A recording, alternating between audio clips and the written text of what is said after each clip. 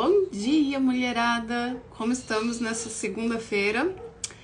Hoje a gente vai falar da carta da temperança. E ela é uma carta bem autoexplicativa, né? Ela fala sobre ter temperança na vida. Eu já falei um pouco dela no grupo quando eu falei da carta da justiça, quando a gente falou sobre a justiça. Porque a temperança, ela é uma das 4 virtudes cardinais, né? Das virtudes essenciais que aparecem nos arcanos maiores, que aparecem no tarô. E aí a gente tem a justiça, a força, a temperança e a prudência. E a carta da prudência, com o tempo, ela desapareceu do baralho. Hoje ela tá junto com a temperança, então temos temperança e prudência, são 2 coisas que andam juntas.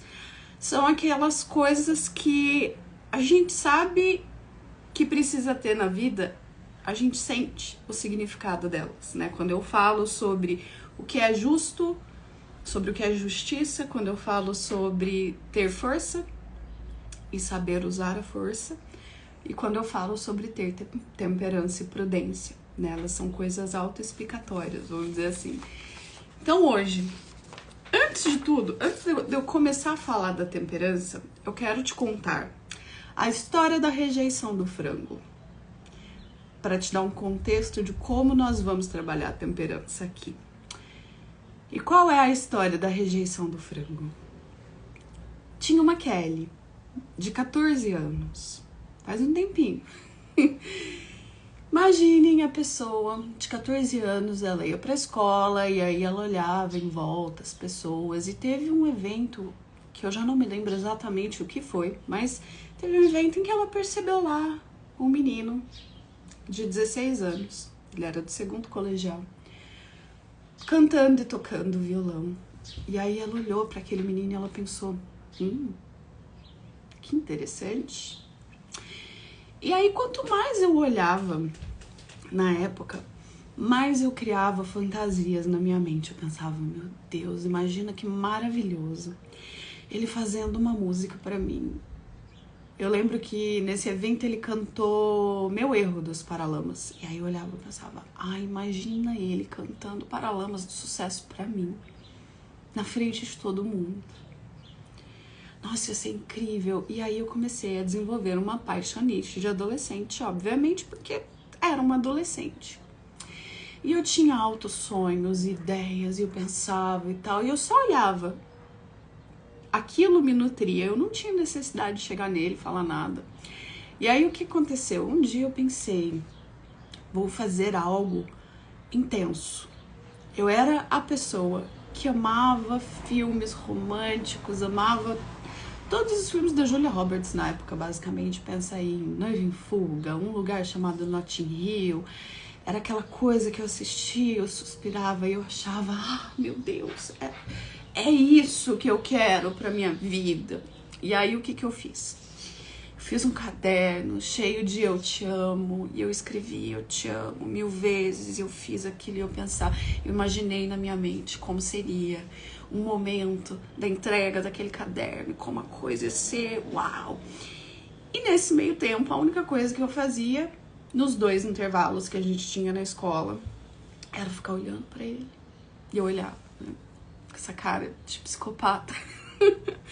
Eu olhava, e aí eu ficava olhando, e aí de repente o olhar dele cruzava com o meu e eu não conseguia sustentar, eu dava aquela disfarçada. Mas eu não falava com ele. Eu nunca tentei chegar e conversar com ele, porque eu não sabia bem se eu conseguiria. Enfim, por algum motivo eu não me desafiava a chegar e conversar com ele. E aí o que aconteceu? Num belo dia, uma amiga virou e falou, cara, eu vou ser o cupido. Eu preciso entregar esse caderno seu pra ele. Bom dia, Cléa. E aí eu falei, tá. E aí essa amiga foi, entregou o caderno pra ele. E eu fiquei ali esperando a minha cena hollywoodiana acontecer.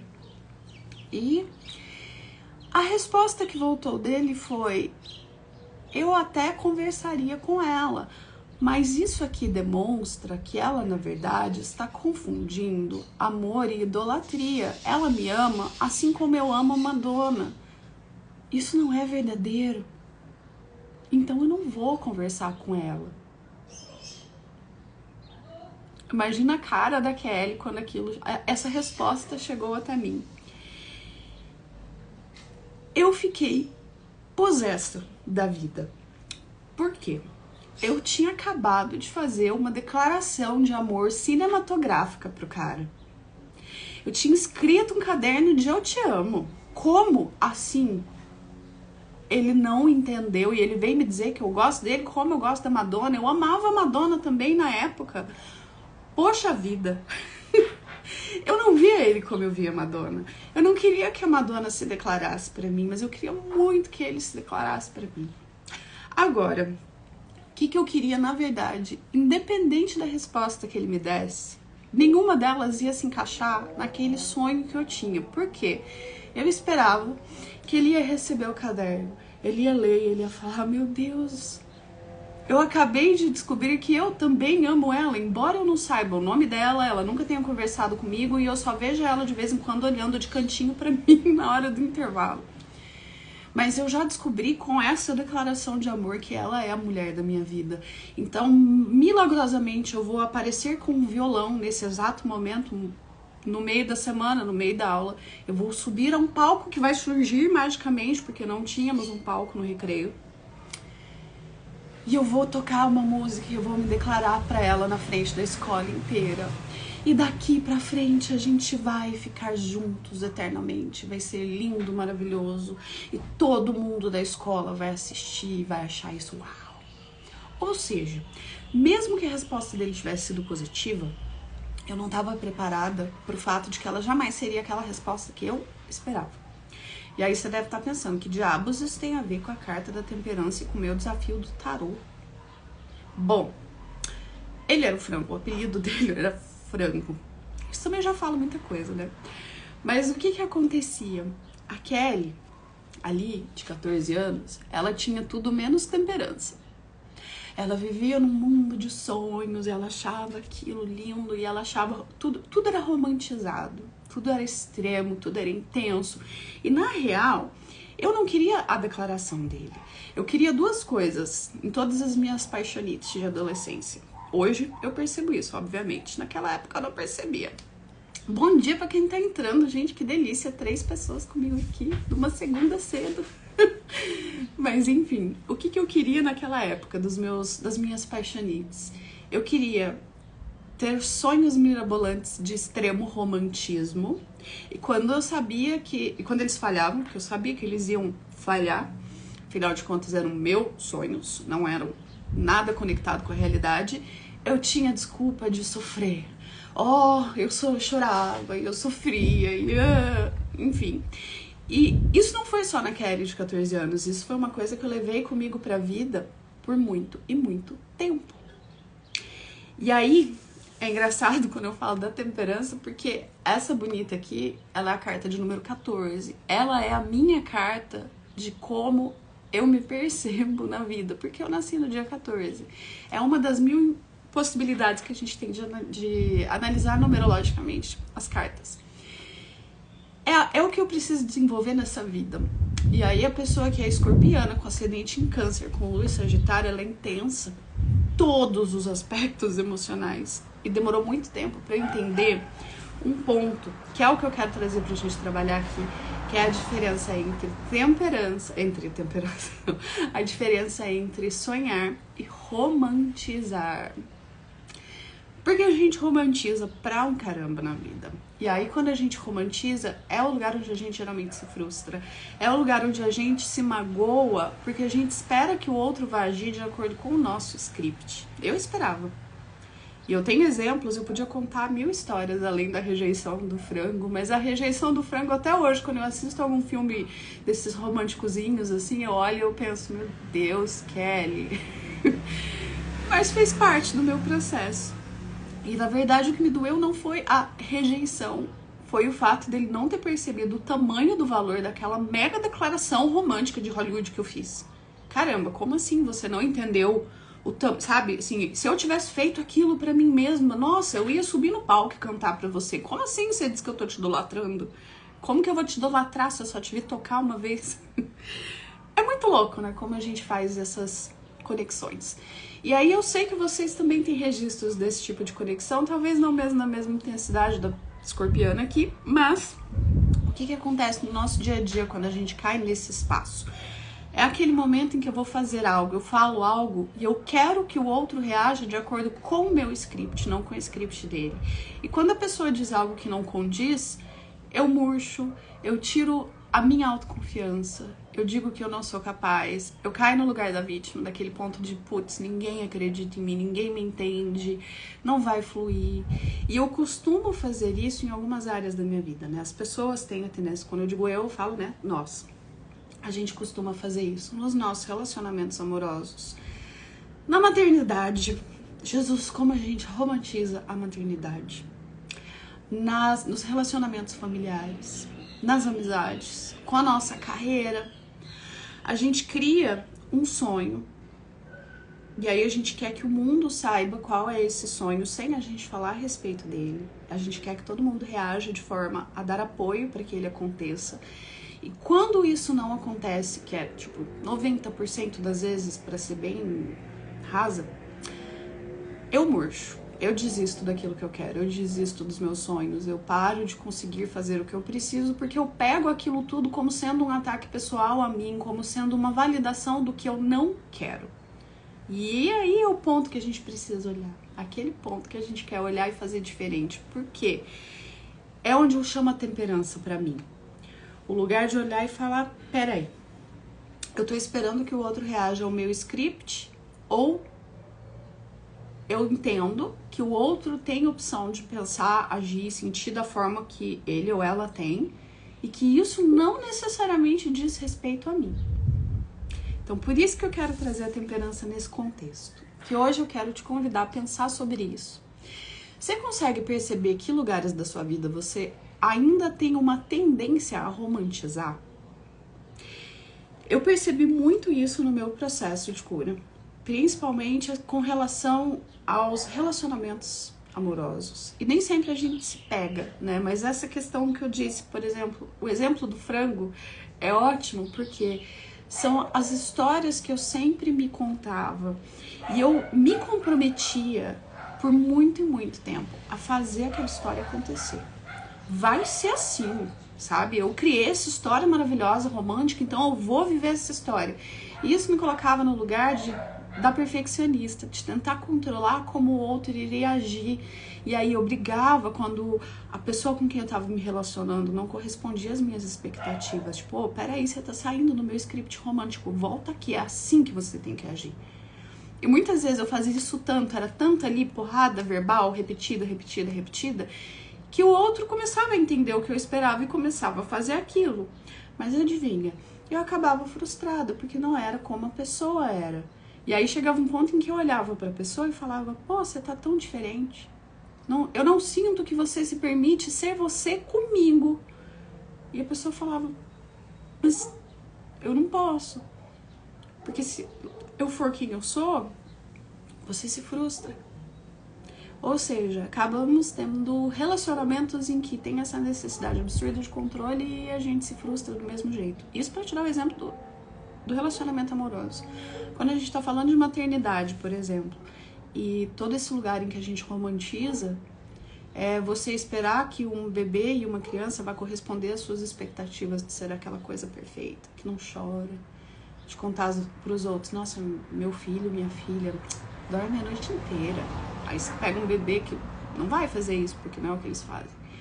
E você se depara com uma realidade em que você não pode fazer com que o outro se encaixe no seu script, porque a gente está falando de uma criança, e você entende isso muito rápido, só que você sente que o problema então é você. O que eu tô fazendo errado? Porque era pra ser assim. Né? Foi isso que eu aprendi no mundo, foi isso que eu aprendi lá fora. Tem alguma coisa errada comigo. Então, como que a gente faz para sair desse lugar? Primeiro, eu entendo a diferença do sonhar e do romantizar. Sonhar, como a gente já fez aqui em vários momentos, é essencial. Não tem como eu me colocar no caminho de uma vida melhor se eu não me permitir sonhar. Não tem como eu criar uma realidade diferente pra mim mesma se eu não sonhar né, o primeiro passo é esse, eu preciso sonhar, eu preciso entender o que eu queria, que é diferente do que eu tenho hoje. Só que aí, eu lembro de me fazer uma pergunta simples, pra saber se eu estou romantizando se tá tudo bem, né? Eu tô querendo que o outro aja de acordo com o meu script aqui. Eu quero que essa situação aconteça de acordo com aquilo que eu imaginei, ou eu me entendo que eu sonho o que é ideal pra mim, eu começo a dar passos e a vida vai responder do jeito dela. As pessoas vão reagir do jeito delas, os sims, os nãos, as situações, elas vão se desenrolar de uma forma que não tá sob meu controle. Mas como eu recebo isso, vai fazer a diferença. Então eu não recebo como ataques pessoais, como críticas. Eu dou um passo para trás e eu penso, peraí, por exemplo, vamos criar um exemplo aqui. Tô fazendo algo e aí uma amiga fala, nossa, você tá bem estranha, você tá muito diferente. Porque né, quando a gente começa a mudar, é uma das primeiras coisas que acontece. Você tá bem estranha. Nesse momento, a tendência é que eu me magoe e eu murche, porque afinal de contas eu esperava que ela visse todo o progresso que eu tô fazendo, na mudança que eu tô fazendo em mim, e ela me elogiasse. Só que eu também paro pra perceber, primeiro, se eu estou muito estranha pra ela, porque eu estou diferente, as pessoas tendem a resistir mudanças. Isso tá falando sobre um medo dela, uma insegurança dela, não sobre mim. Então, eu separo. É o script dela e ela tem total direito de escrever as próprias falas. Eu entendo que isso não é meu, então eu não pego pra mim. E aí, quando eu quiser pegar esse pensamento pra me julgar, eu paro e eu pergunto, peraí, ela tá achando que eu estou X. Eu vou criar, sempre vem uma palavra, né? Se ela disser, você tá estranha, eu vou falar, ela tá com inveja, por exemplo. E aí eu vou me perguntar, como eu sei que é inveja e não outra coisa? Se você começar a fazer essa autoanálise, você vai perceber, cara, eu não tenho como comprovar que é inveja, não tenho como saber. Ok, então eu não pego, não é meu. Tá tudo certo. E eu vou trabalhando isso em mim. Então, para nossa atividade de hoje, para o nosso passo de hoje, eu quero que você observe na sua vida quais são os lugares onde você tem tendência a romantizar. E aí você vai conseguir ter essa desconexão automática do que você espera, do seu script, daquilo que vai acontecer na realidade. Então você acaba conseguindo lidar com isso com um pouco mais de distância. E essa pergunta que eu deixei, ela é essencial pra gente conseguir fazer isso, né? Como eu sei que o que a pessoa disse, fez, como eu sei que é isso que eu estou dando nome, esse rótulo que eu tô dando e não outra coisa? Pensa aí durante o dia, faz esse exercício. Eu vou mandar mais algumas perguntas da temperança no grupo pra gente achar esse lugar de equilíbrio, porque ela é sobre isso, né? Ela é sobre a gente conseguir se manter em paz em meio ao caos. A carta mostra muito, né? Se vocês observarem, ela tá com um pezinho na água, um pezinho na terra. Então é o tá ali naquele lugar, como eu já disse, não é o equilíbrio perfeito, é impossível, ainda mais quando eu tô falando de emoções, mas ela tá mexendo com água, ela tá mexendo com as emoções. É eu conseguir equilibrar as minhas emoções apesar do externo. É essencial para que eu me mantenha focada naquilo que eu tô fazendo.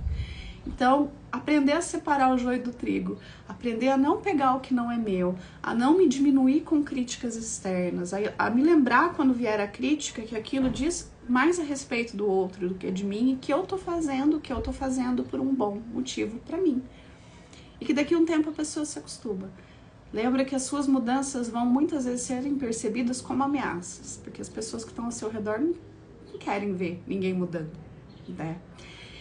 Então a tarefa de hoje é essa.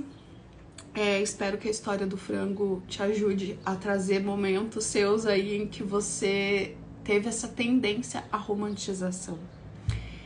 E vamos trabalhar isso. E eu vejo vocês hoje à noite lá no grupo.